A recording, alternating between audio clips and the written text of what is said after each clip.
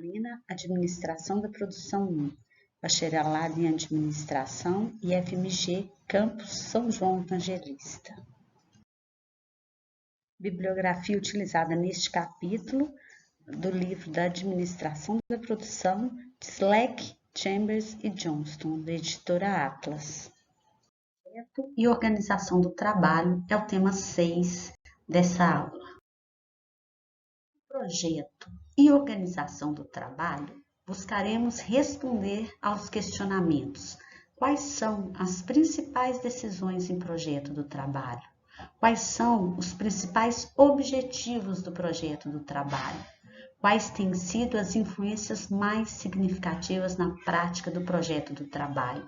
E como diferem as influências em projeto do trabalho? O projeto de trabalho ele corresponde geralmente às atividades que influenciam o relacionamento entre as pessoas, a tecnologia que elas usam e o método de trabalho por elas empregadas. Então, nós compreenderemos agora como que a gente vai organizar esse projeto do trabalho. Então, dizer que os recursos humanos de uma organização são seu maior ativo, isso já é um clichê que a gente ouve constantemente. Vale a pena relembrar a importância desse recurso humano, especialmente nas funções que estão relacionadas às operações, em que a maioria dos seus recursos encontra-se alocada. Os gerentes de produção são os mais envolvidos na liderança, desenvolvimento e organização dos recursos humanos. A influência gerencial da produção no pessoal da organização não está limitada a como seu trabalho é projetado, mas é papel principal definir a forma pela qual as pessoas agem em relação ao seu trabalho, definindo as expectativas do que é requerido dessas pessoas, influenciando suas percepções de como elas podem contribuir para a organização. Dessa forma, ao definir as atividades em relação ao que as pessoas vão desenvolver dentro da organização, é possível canalizar os fluxos de comunicação entre as partes envolvidas na operação. Então, dessa forma, nós entendemos que é importante valorizar, as pessoas que estão envolvidas nesse processo de trabalho, avaliando a forma de facilitar o desenvolvimento dessas de acordo com a cultura da organização, que são seus valores, crenças e pressupostos compartilhados. Em relação aos elementos do projeto do trabalho, conforme nós podemos ver na figura 9.2, o projeto do trabalho não é uma decisão simples. Ele é composto por vários elementos separados, contudo relacionados, que quando tomados em conjunto, eles definem o trabalho das pessoas no processo produtivo. Então, nós vamos ver aí quais tarefas. Isso aí corresponde a que tarefas devem ser alocadas a cada pessoa na operação. Então, quando vai trabalhar a produção de bens e serviços, essa atividade ela envolve diferentes tarefas que elas precisam ser divididas entre o pessoal da produção. Quem mais? Que sequência de tarefas deve ser estabelecida como a maneira de fazer o trabalho? Então, algumas vezes a sequência das tarefas é ditada pelo projeto do produto ou serviço, qual etapa que vai ser feita em cada minuto. Qual que vai ser a sequência? Onde o trabalho será alocado dentro da operação? Alguns trabalhos podem ser desempenhados bastante satisfatoriamente em mais de um lugar. Então, qual sequência? Como que vai ser a construção dessa etapa da produção? Onde localizar? Onde será o trabalho? Quais condições ambientais? Como que deve ser essa instalação, o equipamento usado no trabalho? Qual que é a condição, que o trabalho oferece? Alguns trabalhos, eles envolvem interação com ferramentas, equipamentos, máquinas e instalações. Telas de computador, elas devem estar adequadas. posicionadamente adequadas, né? Controles mal projetados e mesas mal desenhadas, elas atrapalham na condição de trabalho. Então, são diversas questões que têm que ser avaliadas. Como se relaciona com as instalações, né? Como que isso aí vai estar disponível para a condição de trabalho? Como que isso vai impactar na eficácia, no conforto e na segurança das pessoas? Quais habilidades, né, que se espera que essas pessoas, que esses trabalhadores desenvolvam de tarefas? E qual que é a autonomia com que eles poderão desenvolver esses trabalhos? E aí a pergunta, quanta autonomia, né? É a questão que está relacionada a incentivar a que eles tenham autonomia para executar seus trabalhos. Mas para isso, o que é necessário? Que eles tenham as habilidades desenvolvidas, para que eles tenham condição de interferir no processo produtivo com a autonomia que se espera. Abordagens práticas para o projeto de trabalho. Então, há diversas abordagens que podem ser dadas ao projeto de trabalho. Ao longo dos anos, diferentes abordagens têm sido influentes em diferentes momentos. Nenhuma abordagem é mutuamente exclusiva, mas elas, de certa forma, são complementares. Então, nós podemos ver aí que o processo da construção do cronograma de diferentes abordagens para o projeto de trabalho. Então, nós temos aí do período da divisão do trabalho, que foi uma questão no projeto do trabalho, logo que a operação atingia porte grande bastante para necessitar do emprego de mais de uma pessoa.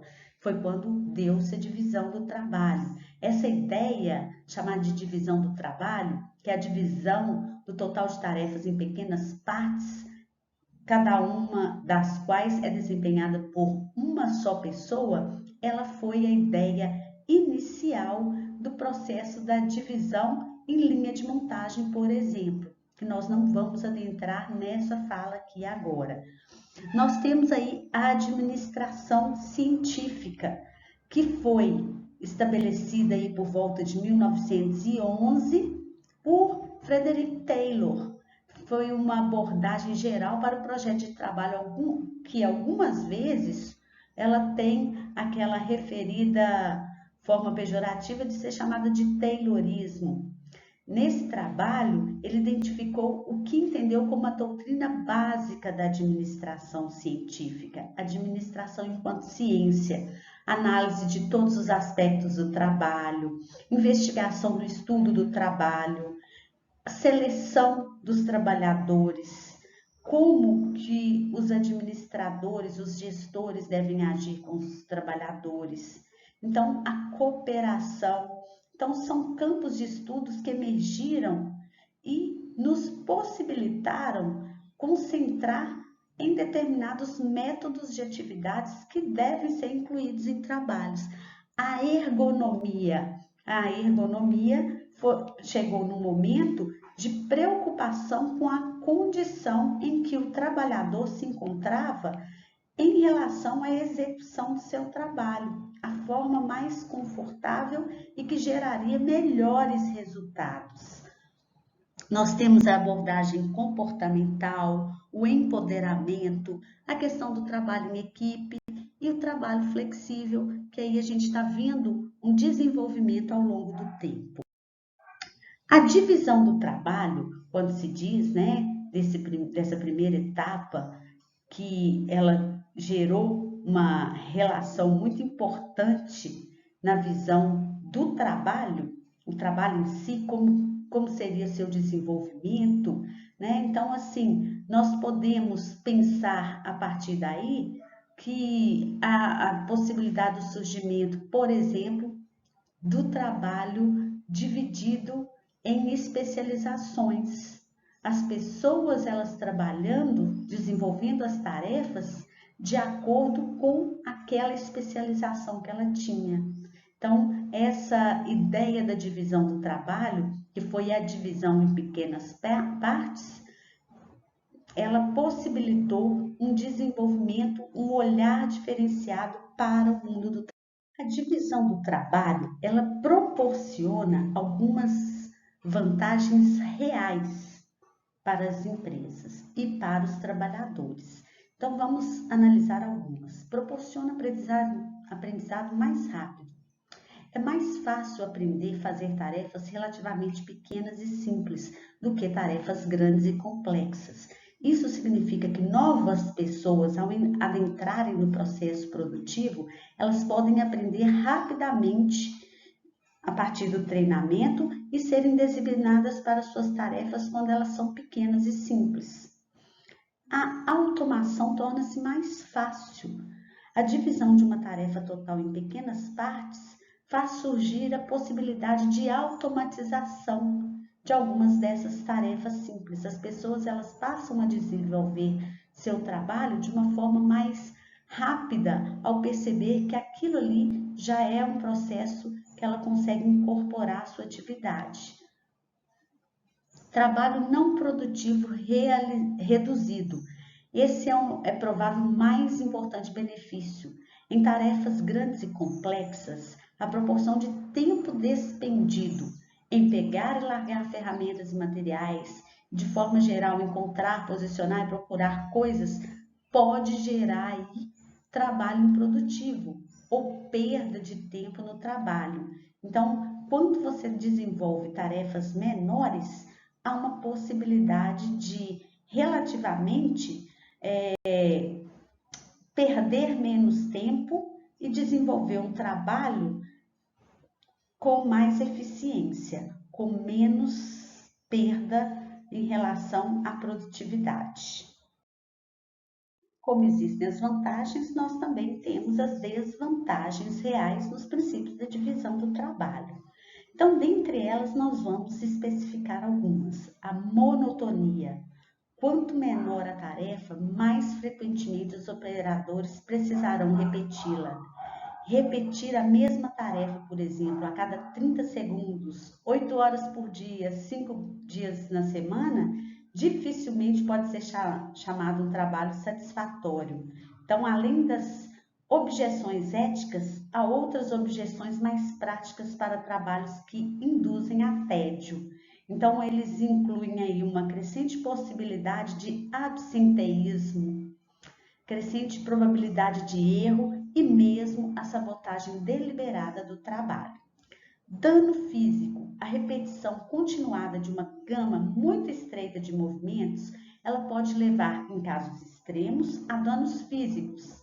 A superutilização de algumas partes do corpo, especialmente braços, mãos e pulso, pode resultar em dor e em uma redução na capacidade física, e isso, algumas vezes, ocasionando a lesão por esforços repetitivos. Baixa flexibilidade. A divisão de uma tarefa em muitas partes pequenas, ela frequentemente dá ao projeto de trabalho uma rigidez que é difícil de alterar em circunstâncias mutantes. Por exemplo, se uma linha de montagem foi escolhida para fazer um produto particular, mas em certo momento tem de mudar a manufatura para um produto diferente, a linha toda precisa ser reprojetada. Isso provavelmente envolverá mudanças de cada conjunto de tarefas de cada operador, o que pode ser um procedimento demorado e difícil. Baixa robustez. Trabalhos altamente divididos implicam que materiais ou informações passam por diversas etapas.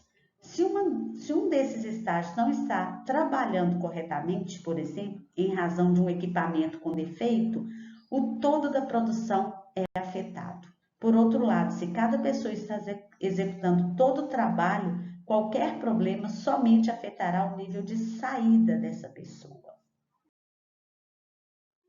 Administração científica, a expressão administração científica, ela foi estabelecida em 1911, com a publicação do livro do mesmo nome do autor Frederick Winslow Taylor.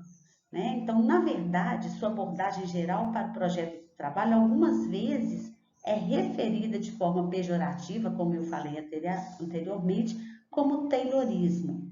Nesse livro, nós vamos identificar o que entendeu como a doutrina básica da administração científica. Então, ele cunhou aí como doutrina básica: todos os aspectos do trabalho devem ser investigados de forma científica para estabelecer leis, regras e fórmulas que regem os melhores métodos de trabalho. Estabelece o trabalho justo de um dia. Então, quer dizer, essa abordagem ela investiga o estudo do trabalho, sendo necessário estabelecer qual que deve ser o trabalho que a pessoa consegue desenvolver num dia de serviço. Os trabalhadores devem ser selecionados, treinados e desenvolvidos metodicamente para desempenhar suas tarefas. Os administradores devem agir como os planejadores do trabalho, analisando trabalhos e padronizando o melhor método de executar o trabalho, enquanto os trabalhadores devem ser responsáveis por executar os seus trabalhos nos padrões estabelecidos pelos administradores. Deve ser exigida a cooperação entre administração e trabalhadores, visando a máxima prosperidade de ambos. Então, aí nós temos nessa figura 9.4 o estudo do trabalho, que compreende o estudo do método e medição do trabalho. Então, nós vamos entender aqui como que a medida do trabalho e o estudo do método são discutidos. É importante lembrar sobre a administração científica que ela não é particularmente científica, apesar de certamente usar uma abordagem investigativa para melhorar as operações. Talvez o melhor termo para ela seja administração sistemática. Então, vamos ver aqui o estudo do trabalho. O estudo do trabalho enquanto termo genérico para as técnicas, particularmente estudo dos métodos e medição do trabalho, que são utilizadas no exame do trabalho humano em todo o seu contexto e que leva sistematicamente à investigação de todos os fatores que afetam a eficiência e a economia de situações, sendo analisado para obter melhorias. Então, analisando-se como que o trabalho vai ser desenvolvido, pode-se a partir daí esquematizar cada etapa do trabalho, como ele vai ser feito. Como que se faz esse estudo do trabalho? Através do estudo dos métodos e da medição do trabalho. O estudo dos métodos é o registro sistemático e o exame crítico dos métodos existentes e propostos de fazer o trabalho, como meio de desenvolver e aplicar métodos mais fáceis e mais eficazes para reduzir os custos.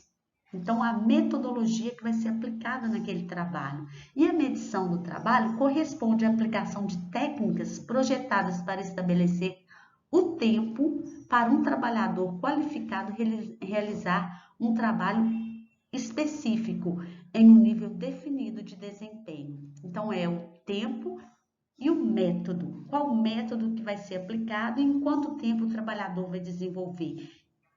Isso aí que deu base para o estudo do trabalho. O estudo do método é uma abordagem que envolve seguir sistematicamente 6 passos, que são eles: selecionar o trabalho a ser estudado, registrar todos os fatos relevantes do método presente, examinar esses fatos criticamente e na sequência, desenvolver o método mais prático, econômico e efetivo, implantar o novo método, manter o método pela checagem periódica dele em uso.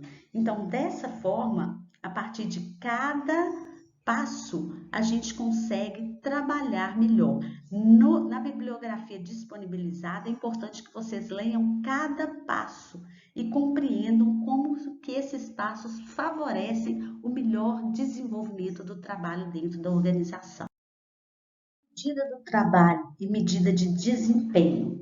Medida do trabalho é o processo de definição de tempo em que um trabalhador qualificado precisa para realizar um trabalho especificado, com um nível definido de desempenho. Embora não seja uma definição muito precisa, é geralmente aceito que um trabalho especificado é aquele para o qual foram feitas especificações que definem a maior parte do aspecto do trabalho. Um trabalhador qualificado é o que é aceito como aquele que tem atributos físicos necessários, inteligência, habilidade, educação e conhecimento para desempenhar a tarefa com padrões satisfatórios de segurança, qualidade e quantidade.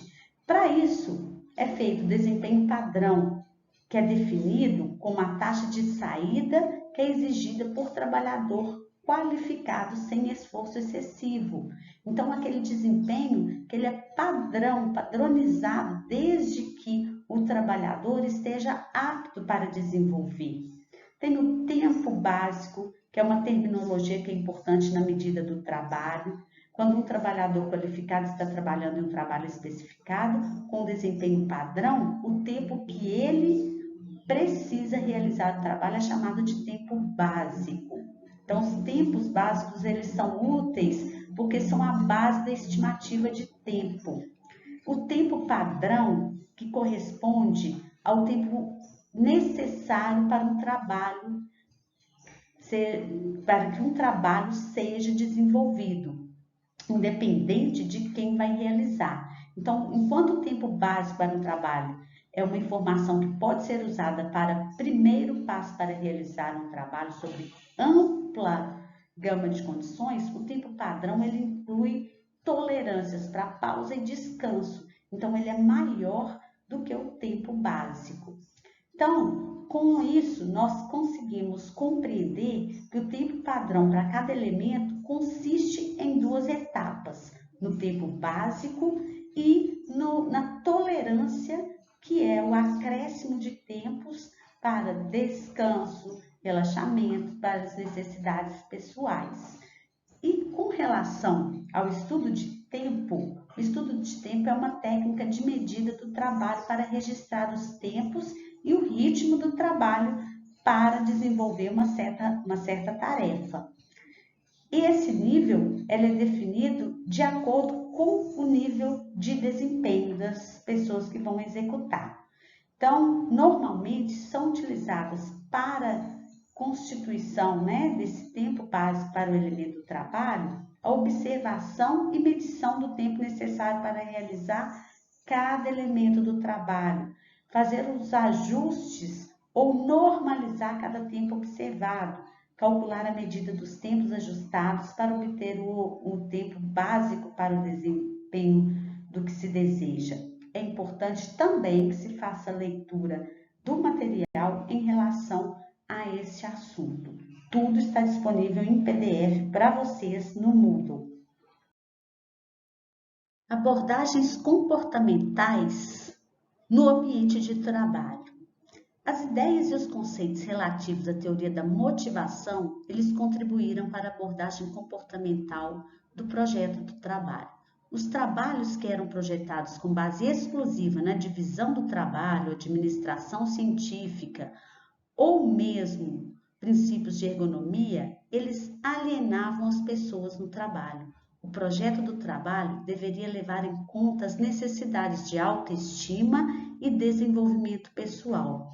Isso atinge dois importantes objetivos do projeto de trabalho. O primeiro, que é proporcionar trabalhos que têm capacidade de vida no trabalho intrinsecamente maior, um fim eticamente desejável em si. Segundo, devido a seus altos níveis de motivação, ele é um instrumento para atingir o melhor desempenho para a operação, tanto em termos de qualidade como de volume de saída de produção.